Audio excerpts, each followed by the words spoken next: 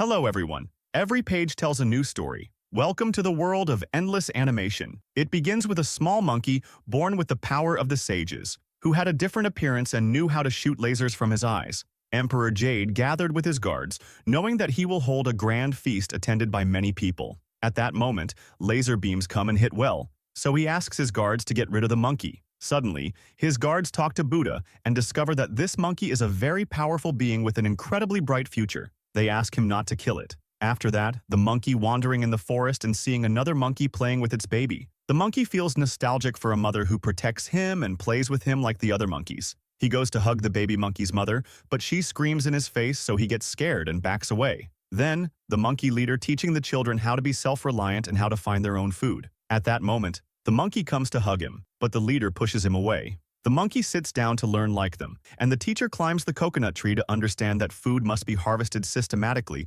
so that it doesn't run out. After that, the monkey climbs the tree and gathers all the coconuts on it. The teacher gets angry and tells him that life must be lived according to rules and laws, otherwise he won't know how to live. The monkey is very mischievous, so he throws a stone at the children, causing a scuffle among them. They reach a slope, and the teacher tells them to stay away from the sun, but they don't listen to him. At that moment, a monster called the devil appears, and the monkey moves away. Then the teacher shouts in the monkey's face, holds it responsible for what happened, and blames it. The monkey leaves the place where he was born again, taking with him a coconut to make a statue and train on it to be able to defeat the devil. After a while, the monkey grows up and becomes very skilled in fighting, and he has formed a family and friends from coconuts. He talks to them every day. At that moment, the monkey notices that the devil has come out of his place and is heading towards the teacher, so he gets down from his place and warns them. Suddenly, the devil appears and hits them with a coconut, but the devil can dodge the blows, hits the monkey, and sends him far away. At that moment, the teacher shouts at the monkey and holds him responsible once again.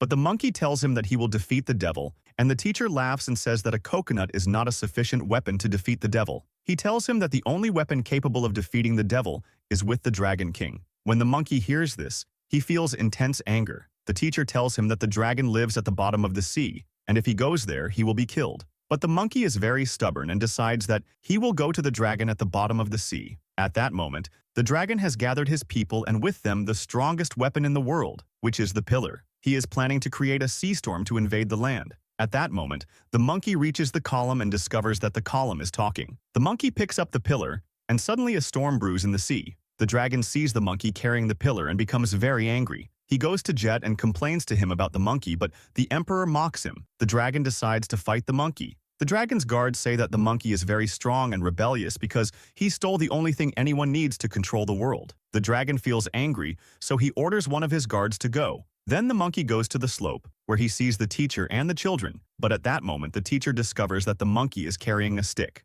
The monkey decides to jump from the slope and use the pole, which forces him to enter the devil's place. The column manages to control the monkey and drives it to fight against the devil. The monkey notices that the devil is very angry, so he decides to stop hitting him. The devil attacks the monkey, but the monkey continues to strike him with the pole, breaking the devil's shackles and throwing him away. After a while, the monkey delivers a very powerful blow that sends the devil flying into the sky. In the end, the monkeys declare the monkey their king, salute him, and thank him. But the teacher is angry with him and tells the people that the monkey does not love them and that he does all this for his own benefit. The teacher tells the monkey that it is impossible for him to be one of them and that he will live his life alone. He tells him that the weapon should be with the immortals or with the gods. The monkey admits that he will be one of the immortals, but the master warns him that he must defeat 100 demons to become one of them. The monkey decides to defeat 100 demons, and indeed he succeeds in killing many of them, leaving only one demon remaining. The monkey reaches a village and starts calling out to the demon,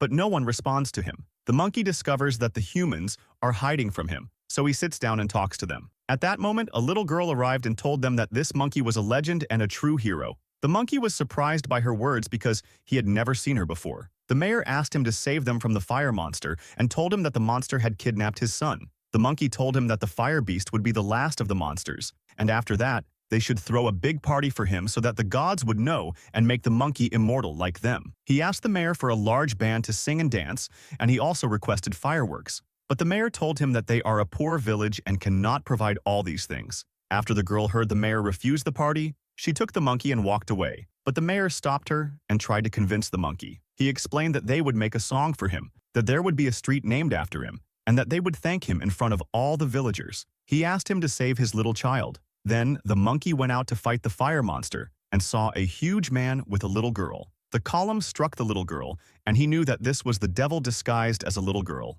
The huge man was the mayor's son, and the girl returned again and attacked the monkey. They entered into a fight together, and the monkey was very strong, but the she-devil was striking fire and burning houses in the village. The monkey managed to defeat her, and Lynn became very happy and proud of the monkey. But the monkey was not interested in her. She knew that she was a little girl from a poor village, and she asked him to help her, but the monkey refused. At night, the mayor gathered the villagers, thanked the monkey in front of them all, and told them that he had saved their village. However, the villagers were angry with him because their houses had been destroyed, yet they held a party for the monkey. Meanwhile, the dragon was watching the village and knew that the monkey was there. The monkey was celebrating, and the dragon came and told him that he was a thief and had stolen his pillar. The dragon began distracting his guards to take the pillar, but the monkey noticed that, ran after them, and engaged in a fight with them, managing to retrieve the pillar. The next day, the monkey was waiting for a message from Emperor Jet to join the immortals. At that moment, the girl asked the monkey for help, but the monkey mocked her and told her she was weak, explaining that he wouldn't need her for anything. Then the monkey spoke to the pillar and asked it about the way to immortality, and learned that the gate to immortality was across the cemetery. The monkey saw a rock with some writing on it, but he didn't understand it, so Lin went and read the writing to him, and he learned the way to the cemetery. The monkey walked away, leaving Lin behind. Lin was very sad, but the column convinced her to take it with her. The monkey called her, and they walked together until they reached the cemetery, where they saw a lake, and a light entered the lake. The monkey knew that this was the gate, and Lin was puzzled by how he entered. The monkey told her that the staff opens any gate and serves as a pass to any place. Indeed, the monkey was able to open the gate using the staff he had, and they arrived at a strange place where he began searching for the document containing his name so he could tear it up and live forever without dying. But a devil appeared before him, and this devil was capable of cloning itself. At the same time, the monkey decided to clone himself and engaged in a fierce battle with the devil, managing to defeat him. The devil spoke with Emperor Jet and asked for his help, but the monkey hit him. The monkey spoke with Jet,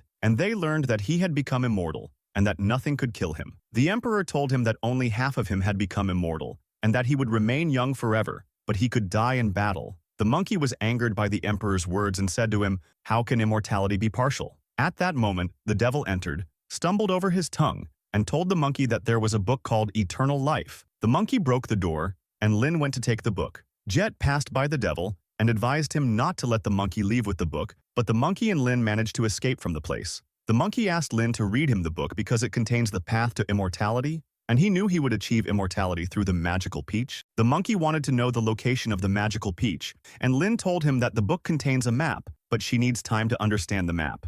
At that moment, Lin goes and stays there, and the dragon appears to her. She discovers that he is in agreement with her, and Lin's village will starve, and she has asked the dragon to help them. But the dragon comes up with the idea to make a deal with the girl to trick the monkey. He asked her to take the monkey to the peach place, and at that moment, the dragon will act. Indeed, Lin goes with the monkey to the peach orchard. At night, the dragon arrives at the orchard and hears one of the trees. The dragon's guards are disguised as bees, and their mission is to convince the monkey to eat from the poison tree. The monkey arrives, admires the tree, and eats from it, but he doesn't feel anything. At that moment, Lin comes and offers him a peach from the poison tree. He eats it and falls unconscious. Then, the dragon appears to take the pillar from him, but the monkey succeeds in eating the poisoned peach. After that, the dragon walks with his soldiers, and at the same time, the monkey loses consciousness. Lin tries to take the staff from him, but the monkey wakes up and thinks he has become immortal. He hits himself with the column, but he feels the pain. He thinks at that moment that he will remain immortal forever. He sits with Lin and tells her that he will remain alone for the rest of his life, and he will never have a family. He wants to leave Lin and go away, as he doesn't want her to stay with him.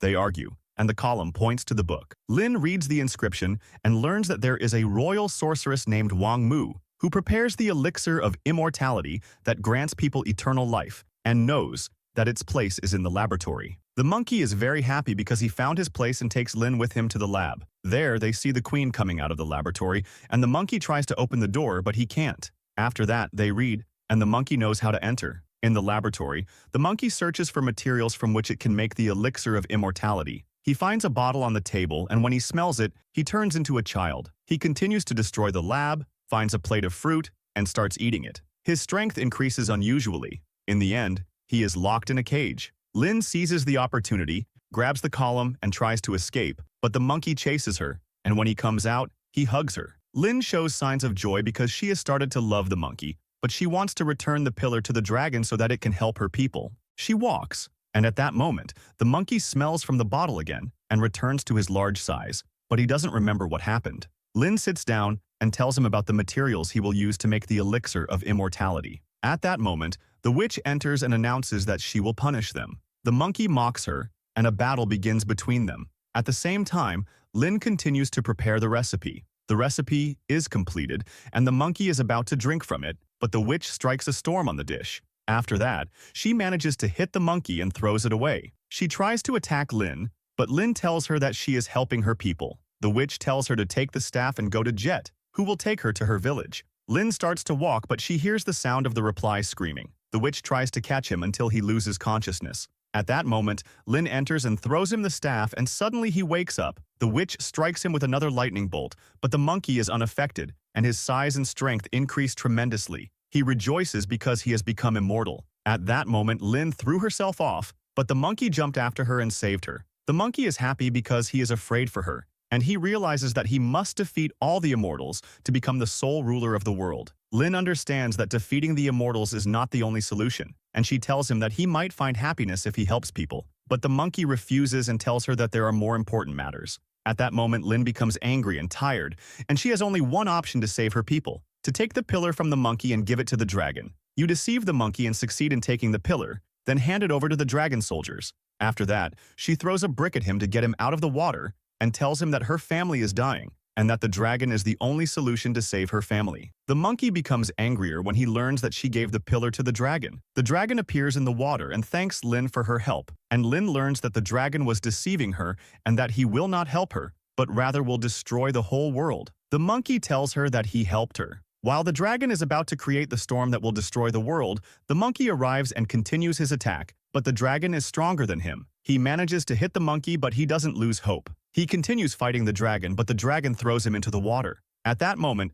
Lin calls out to the dragon and asks him not to destroy her village in exchange for revealing the monkey's weakness. The dragon agrees to what Lin says, and she tells him to strike the monkey with lightning. Of course, Lin deceives him, and the dragon strikes the monkey with a lightning bolt, but he doesn't lose consciousness and continues to grow underwater until he becomes very giant. After that, the monkey wakes up, sees the pillar, manages to take it, then goes out and starts attacking the dragon, continuing to hit it with strength and courage until he manages to destroy it. The dragon becomes very, very small and the dragon flees from it. At that moment, the monkey feels its strength and decides to attack Emperor Jet to become the sole dominating force in the world. The monkey manages to destroy Emperor Jet's palace.